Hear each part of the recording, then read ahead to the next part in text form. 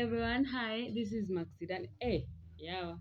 Nilikuwa naosha dirisha, nimeparara mikono. Mtu ajaribu nisaidie hiyo mafuta. Hiyo mafuta iko hapo. Thank you. Alright, so welcome to my YouTube channel. Niliambiwa nisiwahi tumia introduction. Marinda will kill me.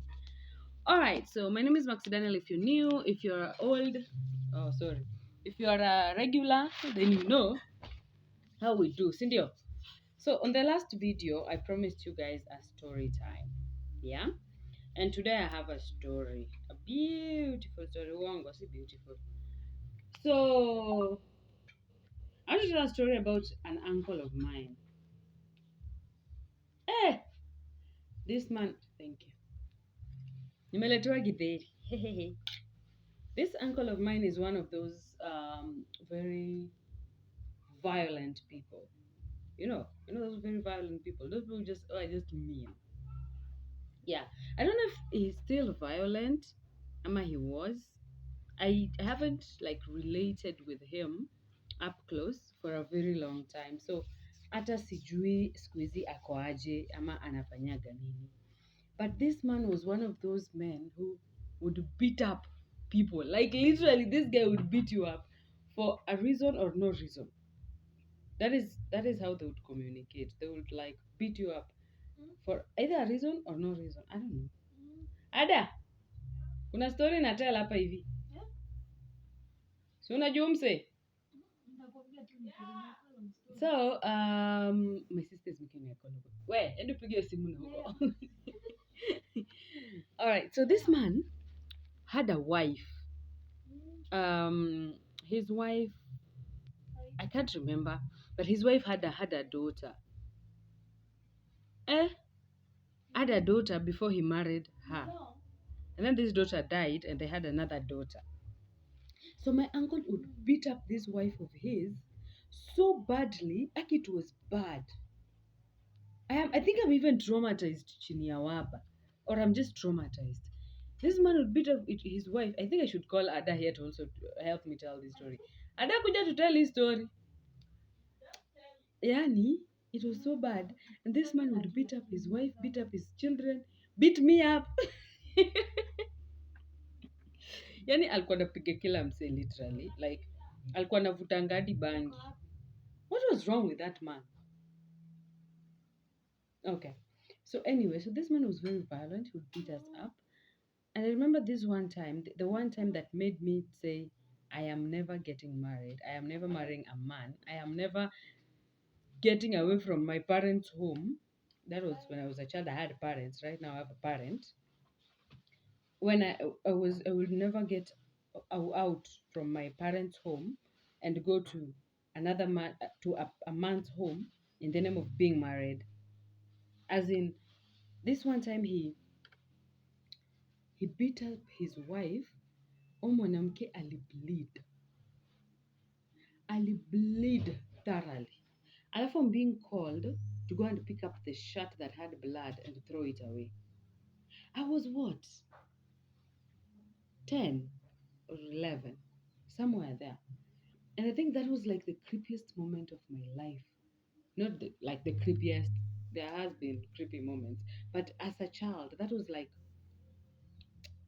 one of those very scary moments of my life. Because you can imagine you're a child being given a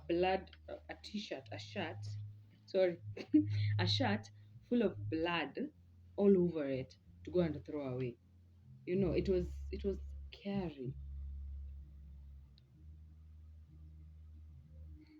I don't know. I think as an adult right now, I look at how certain things were being done by the adults that were adults when I was a child, and I'm realizing these people were mean. They didn't care about my mental health. They didn't care about anything. Actually, they didn't care about anything about me. They just existed. As long as they had given you food and given you shelter and you were dressed, they were done. They were literally done. They did not care if something else was going on in your life. That was not their business. As long as you're alive, I don't know, they were okay. And I think that is so bad. Currently, I am cohabiting with my siblings, and there are things that I'm learning about being an older person in children's lives that are I never saw when I was growing up. You know, did they even consider that as a child you don't just need food, you need good food. Okay, that's an example. You know, you don't just need clothes, you need nice clothes. You need to be told kuna skirt, kuna trouser, kuna dress. Utava, and you'll say nataka dress and you'll wear that. There were no options. There were no there were no like there were no what? You couldn't say unataka kusonga line zinaenda nyuma. If wamesema ni zenye zinaenda katikati, hizo ndo zitaenda. There was some form of dictatorship when I was growing up. I don't know. I don't know if the kids were siku hizi ndio. And I am proud to kukua a kid of siku hizi. Because those were like the sad days, man. I was raised by very sad people, very frustrated people, people who are mad at life, people who are angry at I don't know what. And then they just took that sadness and anger and bestowed it upon my head. Wait, ngojeni niume githeri ba. Na ni moto. Now, Viola ni aje. You see, surely. So these were very sad human beings, and they took their sadness and poof, Maxi, carry this sadness with you. And that was so wrong. Especially as a child, man. And now this makes me wonder how many people grew up with this kind of people in their lives. God, I always tell people I'm trying to be the adult that I needed when I was a child. For me, when I was a child, the adult that I needed was someone who would listen.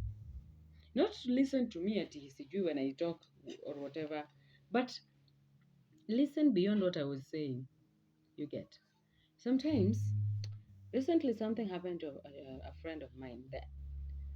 The niece went to stay somewhere with a friend, with someone. This story is weird. So this is my friend. She has a niece. So this niece went to stay with some people. You get. So when this niece came back, she told my friend, who is her aunt, that she didn't want to go back to these people. But the aunt, who is my friend, did not listen. And so I told the aunt, this is me, I'm short like this.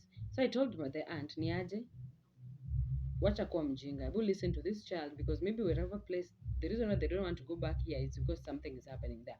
Only for us to realize that indeed something was happening.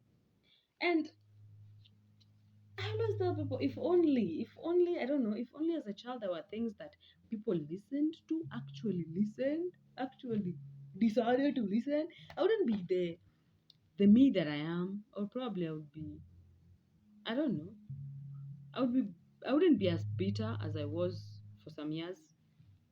I wouldn't be as angry. I wouldn't be as frustrated. Boli end of uniform uende shule. Look at this one. Umekaa hapo unasikiza story time. Yes, you get. I wouldn't be as, as I don't know what the word is, but as pushy, as annoying probably as I am. I would be a nicer, maybe. I wouldn't have to think that everything that I have ni yangu tu na nafaa survive na nafaa make sure that I hold on to things. I wouldn't really be in that position. But because somebody was selfish, somebody thought, ni aje, wacha nitreat huyu mtoto vibaya, they'll forget it. Let me tell you, growing up nimewahi practice uchawi. This is very weird, I know. Okay, so this same uncle of mine, me, I wanted this woman to suffer. So you know what I did? Nikachukua miti, nikachukua mayugi. Yugi ni nini kwa Kiswahili? Yugi ni nini? Ada, yugi ni nini? Yugi. Hata kwa Kijaluo. Manyasi yenye imeshikana, weeds kutoka kwa shamba yenye imekauka. I took them na miti nikaweka kwa barabara. Nikasema akipita hii kitu lazima atakuwa mgonjwa, because I was angry, you know, I was very very very angry. So enyewe alipita na akakuwa mgonjwa, not because nilikuwa na uchawi, but I think it's the bitterness that was inside me, and I was so angry, and I was like, umse amenichosha, umse anani frustrate, anani umse, mi ingekuwa kupenda kwangu, mi sijui naweza sijui, you get. So as adults, Volian, yawa, niko hapa ninafanya session.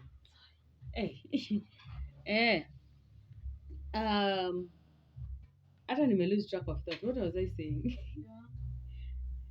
Hadi nanikumbusha tima yangu. Yeah, so basically what I'm saying is, if you are an adult who has kids, or who is taking care of kids, be very careful what you say.